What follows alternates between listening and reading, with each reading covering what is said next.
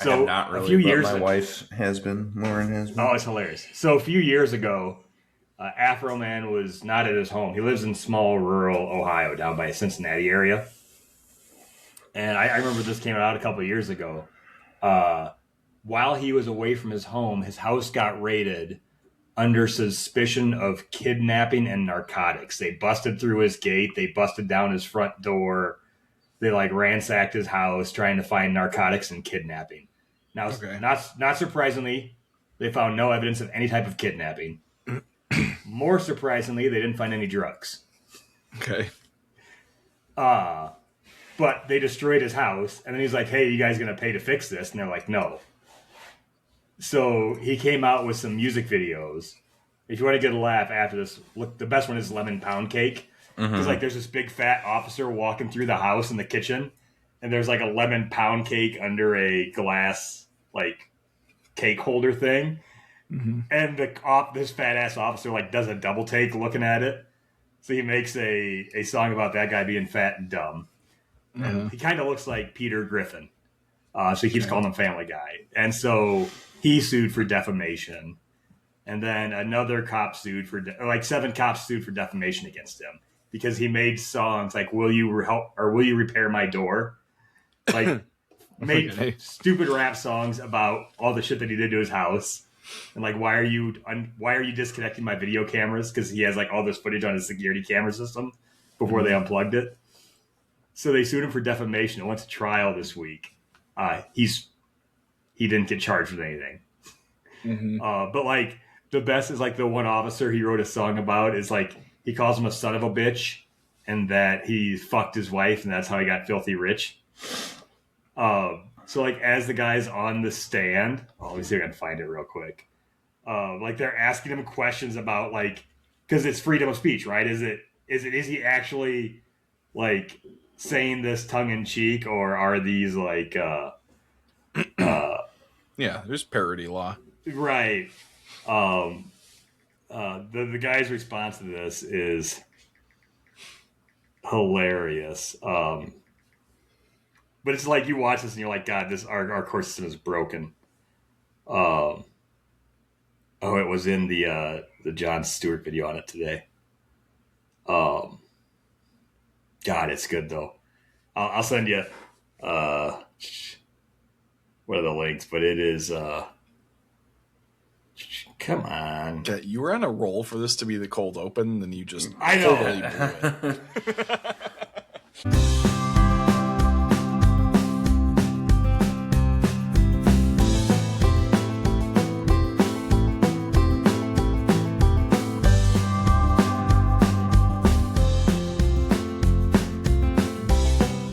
A podcast about bourbon and the ones who drink it.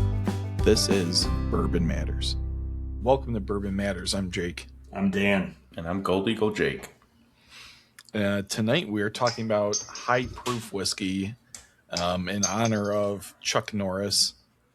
He sadly passed away today. So we got to talk about the really, really hard stuff. Yeah, I mean, we're going to talk about whiskeys that might kick harder than Chuck Norris, if that's even possible. Yeah. I don't. I mean, I'm guessing like a lot of, like all three of us, most people that listen are millennials.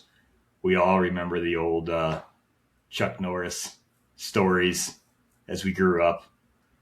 You know, my favorite is Chuck Norris only has sex on the bottom or on the top because he never fucks up.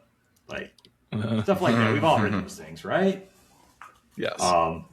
But passing of a legend, Walker Texas Ranger is gone. We haven't done a ton of stuff on high proof, but like I think in our journey as a collector, you kind of start off with things that you like and things that are, I think the best way you describe whiskey when you start getting into it, if you like it or not, is if it's smooth. Is usually sure. where everyone, I want this because I like it because it's smooth. I like Weller because it's smooth. But I think then we kind of get our palates to develop. We'll try barrel proof things and we'll get an understanding for barrel proof. I guess, guys, like when you guys started getting into whiskey, how long did it take before you really started like enjoying higher proof things over the 100, 110 point proof mark. Was it something you got into right away? Did it take you a bit? I think. Go ahead. Yeah, go ahead, Jake. I was gonna say, I think for me, like once I got into enjoying and really enjoying whiskey neat, it was pretty quick to get up to higher proof stuff. And I think my sweet spot like quickly went from 90 to 100 proof up to 100 to 120. And then I maybe didn't really, still couldn't really taste or care for anything above 120. And then eventually got up to that 120, 130 mark. And I think it took longer for me to get into enjoying the taste of whiskey neat than it did to upgrade to that higher proof point. Like I think I went through a phase of needing to add ice and letting it melt and dilute a little bit before I really started enjoying neat, and then quickly went up from there. Yeah, I never really had an issue like drinking whiskey neat. It's me and my roommate in college used to drink Jameson out of Glencairns with our pinkies up because we thought we were super fancy. But I mean, that's like the most Jake thing I've ever heard you say. Yeah. I mean, we were in college, so Jameson was about as good as you're gonna get. But then I started drinking, like I talked about before, Whistle Pig, mostly because of Mad Men, because Don Draper always drinks rye neat. Which I think that was probably, it was a 10-year Whistle Pig, so it was 100 proof, so it was higher proof than most other starter whiskeys, like the Basil Haydens and the Elijah Craigs and that kind of stuff. And like, I probably started drinking high proof stuff around the same time you did, Dan. And it was probably at Roberto's house. Yeah. You said something. I'm trying to remember like what it probably was. It might have been an Old St. Nick, actually. Same night we tried the Taylor Rye. Mm-hmm. But yeah, I mean, for sure, like the big thing is like that balance between the proof point and it not just like destroying your mouth. And like some whiskeys do it really well at really high proofs, others don't. But it's, something that you just kind of get used to. You said something there. I want to ask you a follow-up question. So does your affection from rye come because of Mad Men, and is it also just because you want to have sex with John Hamm? Both, but okay. Originally, yeah. So like I, really liked the show, and that's what got me into drinking old fashions. And then I had bought a bottle of Whistle Pig to celebrate one of our like semester end projects, and that's what like kind of sold me on rye. Gotcha. I my first barrel proof bottle I bought was basically me trying to impress Roberto, I believe. Because it was the first one I ever bought was that Angel's Envy cast strength. Oh yeah. Because it was, this was back in height of the boom. And it was sitting there for retail, and it has a really nice box. And to be fair, I love that box. That's where I have it's full with corks. It's got the list for my infinity bottle. I bought that. Is that the one that we drank while we watched the Snyder Cut? Yeah, we thought it was pretty hot.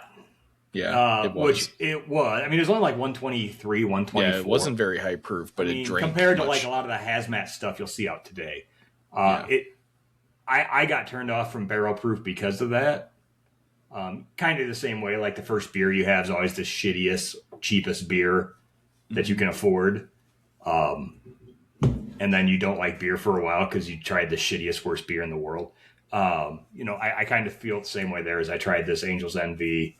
And then as I bought it just because it was a fancy box and it was expensive and I could get it at retail, like an idiot. No problem admitting that. I mean, that, it's a cool bottle to have on your bar when you only Yeah. have like 10 bottles. So, but I did not like drinking that neat. I remember that. And then I would either usually put that with an ice cube or dilute it down a little bit. But I think it was probably a while then before I really started getting into it. And I can't remember. The 1776 barrel proofs were probably right around Probably there too. Yeah, probably about the first ones I really started to enjoy were 1776 barrel proof. And after that, I think, like, once you start finding the ones that you like, same thing with whiskey, though, too. It's like, it takes a little bit to find the whiskeys that you like. And then once you find that, you kind of expand your palate out. So I think once I did that, I started to try a lot more barrel proof stuff. And I think that's probably when we started going to Gold Eagle a lot more and trying a lot of the things there. But and I think I was on that kick for quite a while where almost all I was drinking was exclusively barrel proof. And even to this day, the majority of my bar is still barrel picks or barrel proof things. I think it just takes time though. And one of our friends, he got his first stag earlier this year. And he let me know it was a little rough on the palate going down the first time. And it's one of those things where like, yeah, I remember that. Yeah. The good thing is he's starting with a stag barrel pit or a stag's versus an Angel's Envy barrel pick. I always think those stags are hot. Every single batch. I mean, Stag Junior or the normal stag, not stag, not George T. Yeah, which is now stag, but yeah. Well, I remember the first time that I tried Pappy 12, we went to Consume in Lake Zurich. Mm-hmm. We tried Pappy 12, and or I tried it for the first time. You had tried it with Roberto, I think, a little bit earlier, and I was like, "Oh, that's really good," And then I ordered a George T. Stag, and I was like, "Oh, that's like undrinkable." Yeah, I mean that would have been early on. It was probably really good. Yeah, because I'm trying to. We started going to because we went to Consume before Roberto even opened his Pappy. Yeah, because we tried it there first. Right. Yeah, because me and him went there, and then he's like, "Oh shit, now I got to open my bottle." And then after that, I realized you never don't not open bottles. Like it's meant to be drank. It's not meant for decoration. I say that after we just did an episode where we talked about how cool some of the bottles were. Yeah, but you still open it. Yeah. But yeah, I think once you evolve a little bit, I think it is kind of fun to do the whole barrel proof side of things. We talk about it. I mean, that's what Barrel Craft was just on. Their big thing is, this is the way that it's meant to be. The distillers made these things this way. This is where the flavor is meant to be. Try it here. Go ahead, Jake. No, I was just gonna say, I definitely think, most people develop into that where they don't, going back to like a 92 proofer just tastes watery. Man, you just don't get a lot of, you can't taste the flavor if you have kind of developed into that higher proof range. And the draw for me was always, this is straight out of the barrel. This is how they're tasting it at the distillery and deciding what to do with it. So if it was that good for them to be like, all right, we should not add water to this, then hopefully you also think it's that good as well to just drink it on its own. Yeah. So I got another thought-provoking question, I guess. Where do you guys draw the line at high proof? I don't know if I necessarily have a line. I will say I think any whiskey collector that has more than 30 bottles, more than 40 bottles, I'll say 40 bottles. If you have a collection of more than 40, I think you should have 50? One. I mean, you can have that, but I think once you get around to 40, I think having a hazmat on your bar is good. One for if people are coming over to be like, dude, you got to try it. This is 140 proof, because you get some of those sneaky 140 proofs that taste 120 proof. I keep a bottle of hazmat for the rough days. Because I tell you what, when you drink a 140 proof, it doesn't take more than a couple pours to get you feeling a lot better about the shitty day you just Isn't had. it amazing how quicker you feel it? Oh my When- god! even compared to like a 120, like when you're I know. drinking 140 plus, it's like you feel that a lot quicker. Yeah. But So I think it's there. I don't know if I necessarily have a proof. As long as the whiskey tastes good, I think it's fine. But we did a perfect example a long time ago with Whiskey Acres, where that toasted barrel wasn't nearly as good at barrel proof, and we Yeah. tried at different points. So as long as it's still tasting good, I don't think the proof point is super important. I mean, Well, so I'm There's- gonna push back on you and Okay. make you pick something because you're like you talk about how your like sweet spot is between like 108 and 115 somewhere around there. 105, 110 is kind of where I've really been. The 107, 108 range is usually my sweet spot. So for you is anything over 110 high proof? No, In I'd say quotes, anything over or- 125, or 120, I'd consider high proof.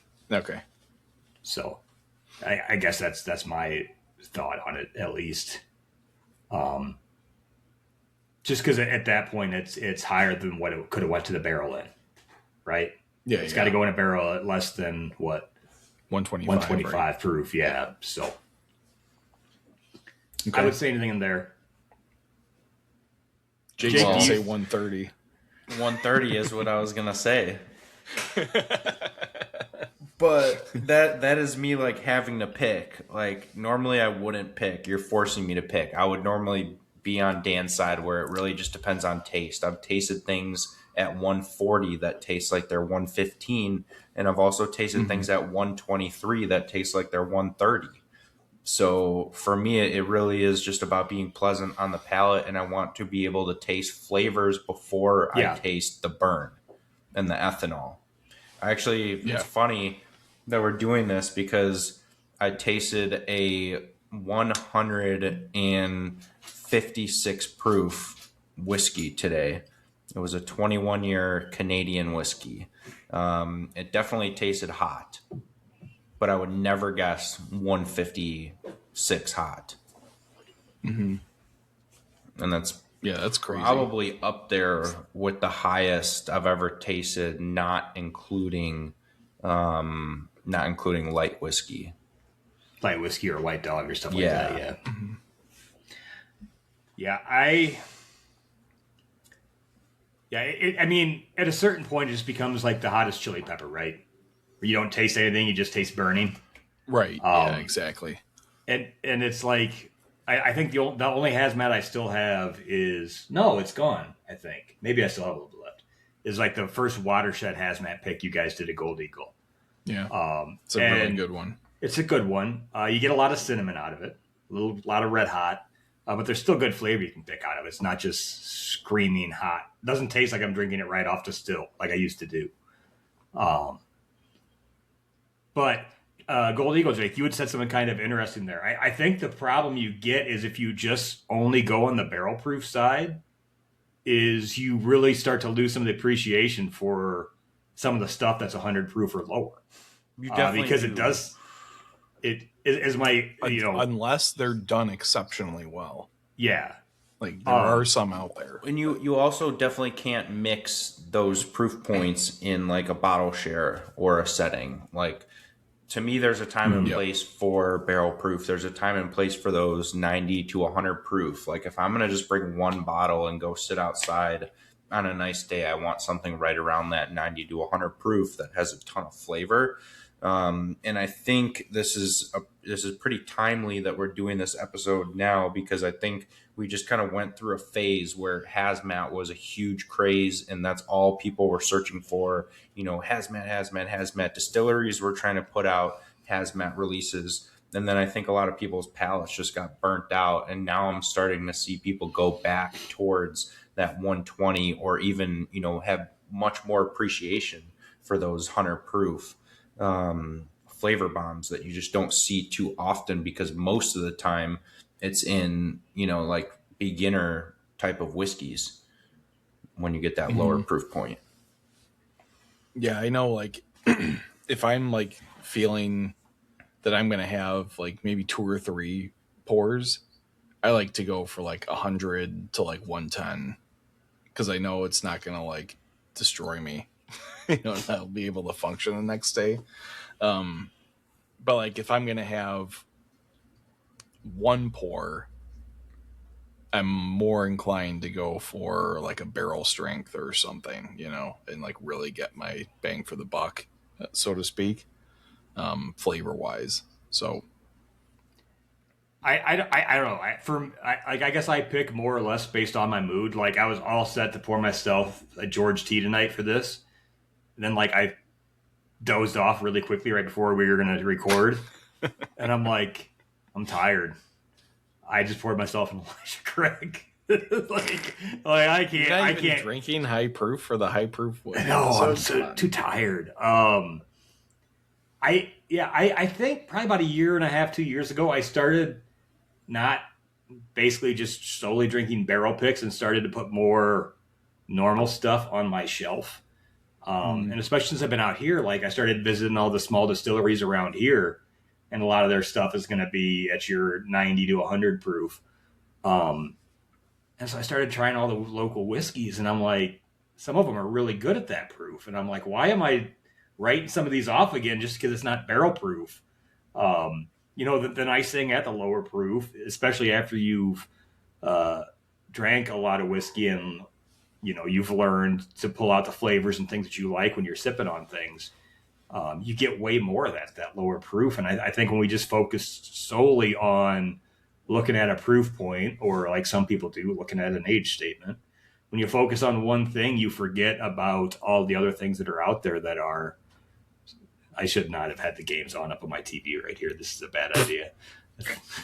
If you're watching on YouTube and I keep glancing up, I'm resisting. This has been doing that all day. But no, I think it's important to not just solely get focused fully on one thing, because we start to miss out on a lot of the other ones. I still got like 3 or 4 bottles that are less than 110 that I haven't opened, that I got when I was back home for Christmas, and I'm trying to knock some barrel proof bottles completely empty before I open up some new ones. So yeah, I think to like build on that a little bit, like you use the like chili pepper analogy. I think that's like very fitting for this topic. Like I think there are some people that are like, they like jalapenos, they like poblanos, like middle ground, a little bit. And there's some like absolute psychopaths who all they want is like the spiciest fucking thing they can possibly find, and like destroy their mouth and their body with the highest possible, whether it's the alcohol content or the spice level in a pepper. Like they're just chasing that like ultra high hazmat proof. Like that's fine if that's like really what you like. I think most people, to Jake's point, are kind of like backing up a little bit and being like, I think there's a better balance between flavor and proof point out there than chasing hazmats. Yeah, I think, to Dan's point earlier, it's cool to have one bottle in your collection that's hazmat, but you can't drink that all the time. That's like a one-off, like share with a buddy type. Super cold night, super shitty day. Yeah, like those. That's what I break out of hazmat. You're just gonna fry your palate. You're gonna fry your taste buds. Certainly there's plenty of hazmat whiskey that doesn't taste like it's hazmat. But at the end of the day, you're not drinking that all night, and it's still hot. Yeah, it's still you're not drinking 100 proof. And I've definitely noticed a lot of people kind of back off, and not to say they're not interested in hazmat, but just like, oh, whatever. Like, I'm not going to go hunting down a bottle of hazmat just to say I have a hazmat whiskey. Yeah, I mean, I think it was like you said, it was kind of a little bit of a novelty and a fad, for a minute there. Like once you never saw it, had one 5-10 years ago, okay. You never saw hazmat bourbon or rye. You saw light whiskey, but you never saw really hazmat bourbon or rye. And then it just kind of became a thing. Yeah. I feel like now that everybody's kind of tried those, it's like, yeah, all right. I did it, move Yeah. on kind of thing. I got something for you guys. Okay. What was the first like commercially available uncut bourbon? Ever? Yeah. Oh, okay. That we owned? No, I'm saying like No, the release first to the release to the public, like kind of paved the way for higher proof, uncut, unfiltered, You're talking barrel strength. totally uncut barrel strength. Yeah. Mm-hmm. I mean, it was for me. It was that Angel's Envy that I didn't like. The first one that I really liked though is that James Pepper Barrel. Well, I'm talking like the first release of barrel proof, like back when everything was 80 proof. I want to say Four Roses single barrel, No, but I don't. That's not right. I mean I'm sure there was probably multiple around this time, but there's one that is like credited to being the higher proof, and I'll tell you what it is if you're ready for it. Foolproof. Weller Foolproof. No, that's new. That came out like 7-8 years ago. This is 1986. Is it a Wild Turkey product? No. That was a good guess though. It's not Buffalo Trace for sure. No, it's not Buffalo Trace. Gotta be Beam. Not Four Beam. Roses. Is it Booker's? Mhm. Booker's. Oh, nice. So I got a cool letter. It's pretty quick. I'll read it. But if you go into the Fredno distillery at Beam, which is like their experimental distillery where they make all their small batch stuff like Booker's and Baker's, there's a letter that Booker wrote himself when he was trying to do the first release of Booker's. And basically he was getting a lot of pushback, and they were telling him like, no, you should bottle it at like 90 or 95 proof. And this was his response. I said, "Glad you like the bottle and label for our holiday gift project, and I think your suggestion of a melted wax seal would be just right. It goes with the especially for you concept we want to get across with this bottle. Mike, I just can't agree with bringing the proof down to 95 or 100. Dilution to 95 takes away 1/4 of the body and character of the whiskey. It just tastes different. The rich color of the barrel whiskey is lost and you won't get enough nose. The smell is very important to the enjoyment of fine whiskey. We already have products at 90 and 100 proof, and other companies have marketed higher proof premium brands recently. The people who will receive our bottles are well aware of these products, and I think the 120 proof would make the gift seem more exclusive to them. We might also have problems with clouding and flocking if the proof is reduced. We would have to chill filter before bottling, and we couldn't say on the label that the whiskey is uncut and bottled straight from the barrel. Let me know what you think." Nice. Probably can't see it, but it is a pretty cool letter that they have there with him just convincing everyone else involved to make Booker's uncut, unfiltered. It's interesting that it was pitched as a holiday gift set. Well, type that's thing. yeah. Funny. So that's how it started. Was he just he would make this, he would make Booker's uncut and unfiltered. They wouldn't sell it, and he would just give it to his friends and family over the holidays. And it would be like, yeah, this is what I'm tasting in the Rick House. So that's kind of how that was kind of the first uncut whiskey. And then people started, the word started spreading about that. So other distilleries started doing higher proofs. And then this is when he wanted to take that to the market as a product that people could buy. Yeah, that's super cool. Yeah. Interesting. Mm-hmm. Yeah, I think it's funny though that when I first started getting into barrel proof, that was Booker's was something I was always looking for, and now that I'm into barrel proof, if I see a Booker's in the store, I just ignore it. See, I So have the tough Booker's time is with one of it. those where like you have to try them, I think, because there are some that are good and there are some that are exceptional. Yeah, and I do think they're getting the recent batches have been really really good. They're definitely getting better. They're more towards what they used to be.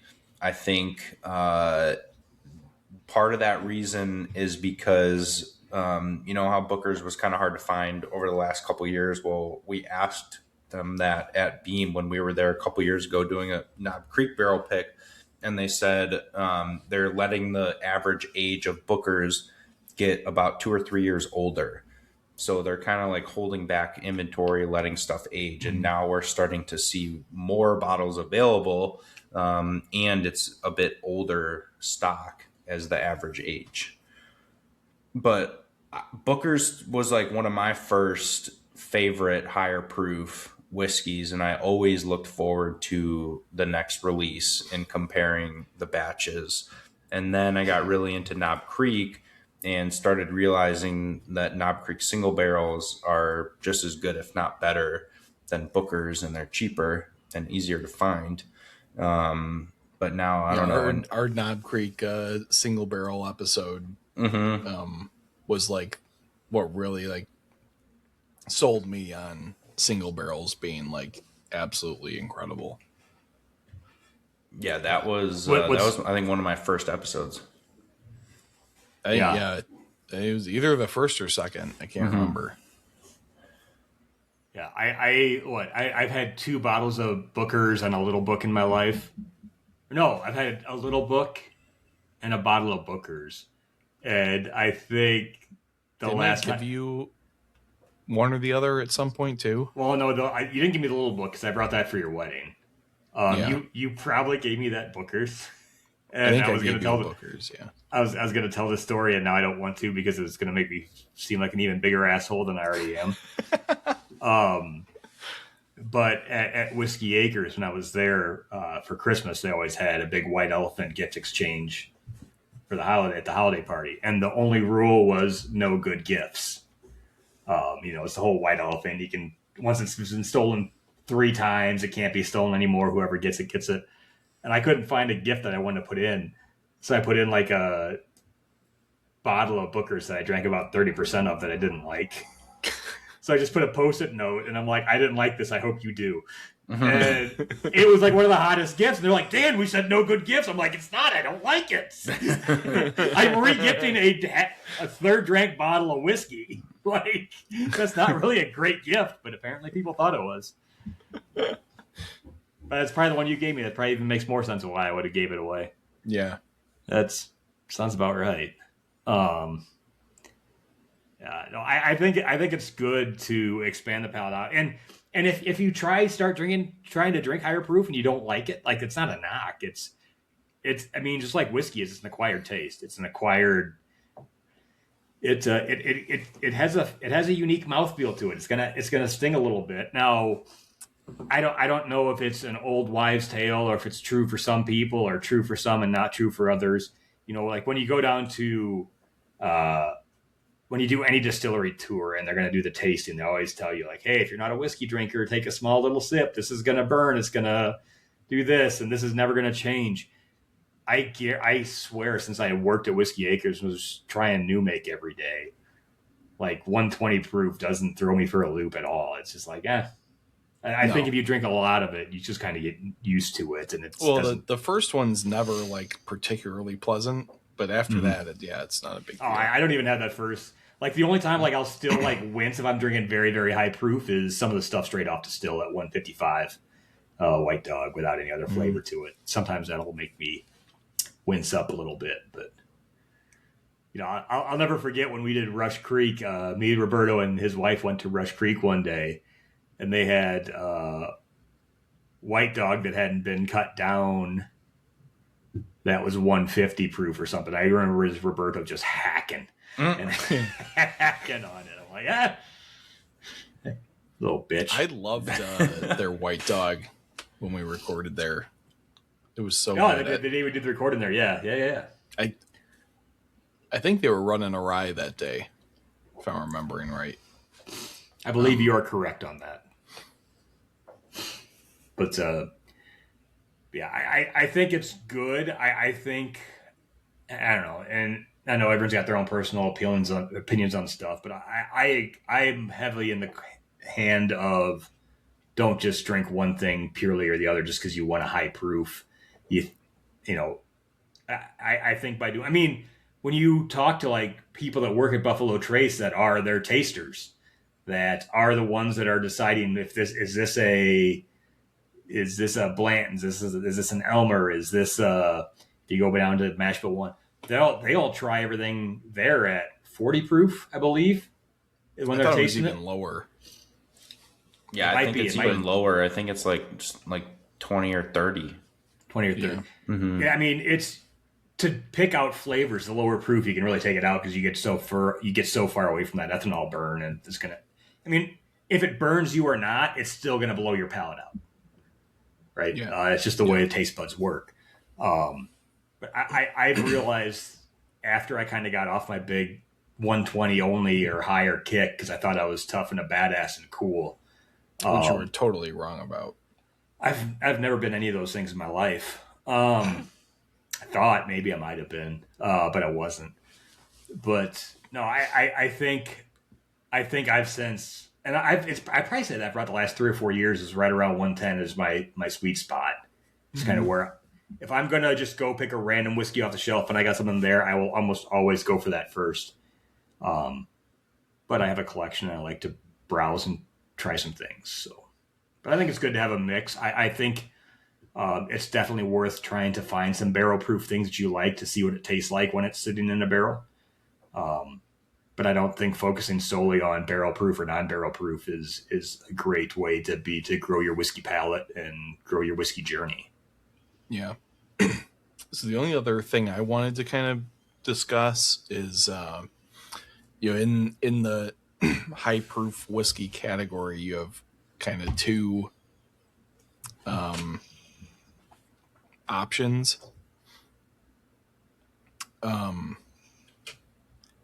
You've got barrel proof or like barrel strength, barrel picks. Then you've got blends at some high proof, right?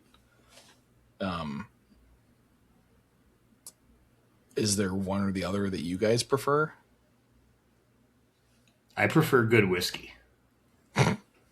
Good answer. I'll kind of piggyback off of that by saying I do think it's much, much more difficult to create a high proof blend than it is to create a high proof single barrel because you're tasting right out of the barrel and this one is really what the final good. Product is. Yeah, this one's really good. You already know the final product. Boom. But to get a really high proof blend, I think definitely is more of an art than creating like a low proof blend because the way the whiskey reacts with one another when you're combining multiple barrels is just way above my pay grade. But yeah, so I don't know. I'm trying to think of like high proof blends that are consistently released because most blends are at a set proof point. There's not a lot of like cask strength consistently released blends. I mean, the barrel batches are usually somewhere around 120, right? Barrel is an obvious one. Is it Bardstown Fusion is the barrel proof one or the really high proof one? Discovery. Bardstown Discovery. Okay, yeah. So those are some pretty good ones. What prompted me was the double barrel Parkers. We tried a couple years ago. That's like particularly good. I mean, that's called a blend on the label. That's at 132.2. I mean, the problem with doing like a consistent release as a blend at a certain proof is you're never going to be able to. It's almost impossible to. But, I mean, I don't think anybody puts something out that's consistently at some specific proof. Well, as far as I can think of. Well, I don't know, a lot of products like Weller 107. Well, no, but but I mean like in like around 120 plus, like people aren't like shooting for a proof point at that. Like if Barrel had a batch that was always available year round and it was always the exact same. Yeah. I mean, 1792 full proof would be one. It's always at 125 proof. That's fair. Oh, okay. Yeah. But yeah, I guess you're right. Like most of the high proof blends are like barrel releases where they're one and done. They're a batch and then they move on to the next batch, which I think I love that a lot more because, you know, they're stopping when they hit a flavor. And whereas like 1792 full proof or Weller full proof, they're blending and they're just adding water till they hit that proof point that they want to bottle at for easy TTB purposes and consistency. So there's less of an art to that. Yeah. Versus like your Stag A, B, and C, your Elijah Craig and Larceny A, B, and C, things like that. So where it's here's this batch, here's where the final proof point was on it, it's out. We might hit this proof point again, we might not. If we do, it's just because of random luck. Right. Yeah. But yeah, I don't know. I think it's good. I find it funny how much further away I am getting from it. But like if I taste a good barrel proof, like I still get way more excited about a good barrel proof over a good 90, 95 proof whiskey or a good bib whiskey even. So I mean, I was on a similar kick of low proof stuff, or at least like around like 100 to 110 for a while. And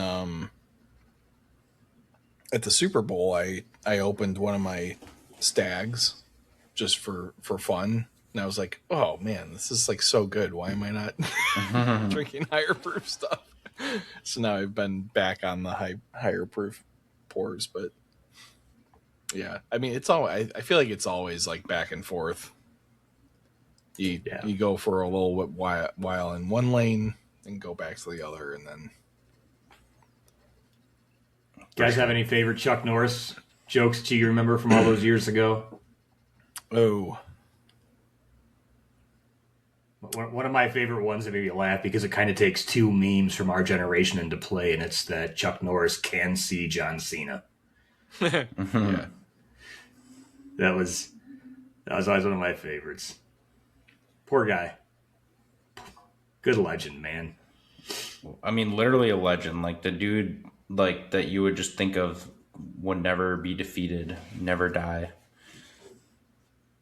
Like it's just crazy. Yeah, that's the like whole joke is that he's like, like Chuck Norris can do that easy. Like he can do that in his sleep. Yeah, I like Chuck Norris can slam a revolving door. It's crazy how like pretty much about 15 years after his career was over, or where he wasn't, doing his normal movies and normal shows, besides maybe like a cameo in Expendables or something. And then he just had this renaissance because of all these stupid jokes from all these people that used to watch Walker TR growing up. Mm-hmm. And which you guys are too young to have known what Walker TR is, but Walker Texas Ranger? Yeah, I know what that is. Did you watch it? Because like I used to go over to my buddy Evan Hegeman's house. We'd watch it every weekend because my parents played dominoes and we'd watch Walker TR. God, that's the most farmer life thing you've ever said. Hey, how do you know that we were farmers? My parents weren't black. That's also a Playing with Dave Chappelle. But Chuck Norris can divide by zero is another. Yeah. Passing of a legend. I think the rumors that I started to see already is that he didn't die. He wanted to show the devil that he was, or death that he was stronger than death, so he came down to take his throne. I saw that there were like before it was reported that he died. It said that like there was an accident in Hawaii. And like he was hospitalized, and people were like, "They better check on the hospital." Yeah. But what do you guys think of high proof whiskeys? What are some of your favorites? What were some of your first bottles? Where do you guys normally like to drink your proof points at? Let us know in comments if you want to go try some very good high proof whiskeys, barrel proof whiskeys, hazmat whiskeys. Jake, where can people do that at? Come see us at Gold Eagle. We've got a ton of bottles open at the bar in Libertyville, 255 Peterson Road. Make sure you follow us on Instagram at Gold Eagle Wine. Follow us on Facebook at Gold Eagle Spirits. Shop online. Lots of really, really good high proof picks. We always kind of, or at least my mindset has always been like, well, if we're gonna pick a barrel and put our name on it, like it's something good enough at barrel strength. And then my mindset kind of changed on that when we did the Whiskey Acres Toasted pick. And now we are kind of getting back into doing some like sweet spot picks for daily drinkers. Like we just released that 1792 single barrel at 98 proof, which is really, really good and flavorful. But yeah, to me, there's a time and place for every proof point. Definitely let us know in the comments what your proof point is, what you think of the hazmat craze, and what you look for in a high proof whiskey. Throwing it back to Bourbon Matters. Nice. Appreciate it. Especially like I know it's going to get warm back in Illinois this weekend. It's been 80 here all week. So Yeah, it was grilling this afternoon. Let's go. 60 degrees. I'm ready. I'm not joking. I am seriously going to the pool tomorrow. They heat our pool all winter and keep it open. I hopped in it once this winter. I'm going out to the pool tomorrow. It's going to be 85 and sunny, I think. Yeah. In March. We set record highs all week. Jake, if people want to listen to other episodes, maybe go back a long time ago and hear a very young Gold Eagle Jake as a guest when we did a Jim Beam barrel pick on the podcast. Very young. It's like 3 years ago. It's like a tenth of his life. Oh, where can people do that at? Where can people see all of our other stuff we do? I always forget that you're like almost retired. I wish. I'm closer to retirement than I am at the start of my career. Yeah. Yeah, if you want to listen, Spotify, Google, or Apple Podcasts, watch us on Spotify and YouTube. Make sure you like, subscribe, comment. Like Dan said, let us know what you guys think about high proof whiskeys. What are your favorites, etc. Check out Movie Matters. We're in the middle of our. Hey, we're talking. I would listen. I plug it. Movie Matters like and once we're talking a year. about Chuck Norris. I quit listening when I gave you a great idea and you guys didn't do it. So what idea? Mel Brooks series. I am doing Mel Brooks this year. No, we're doing Mel Brooks month. And to be fair, I've never listened anyways. But go ahead. And we're going to do all the good ones: Blazing Saddles, The Producers, Young Frankenstein, Robin Hood Men in Tights. Oh, I might listen to the Robin Hood Men in Tights. That's one of my first favorite movies of all time. Yeah, I listen to you. And a callback, a very young Dave Chappelle. Yes, a very young Dave Chappelle. So yeah, listen to Movie Matters. Me and my buddy Kevin talk about movies. We're doing westerns in March. Next month is sci-fi. I think Mel Brooks is sometime over the summer. I think it's June or May or June. So check that out. Just keep saying that. Keeping Dan happy. Yeah. Just keep saying it's coming. I don't listen anyways. Also, one of the greatest cameos of all time is Chuck Norris in the movie Dodgeball. Ah, that's a good cameo too. Yeah. Fucking Chuck Norris. So, yeah. Awesome. All right, guys. I am going to go sit out on my balcony and watch the sun go down on Mount Timpanogos and have a little more whiskey. And watch March You guys have a good evening. Cheers. Right, cheers, boys. Cheers.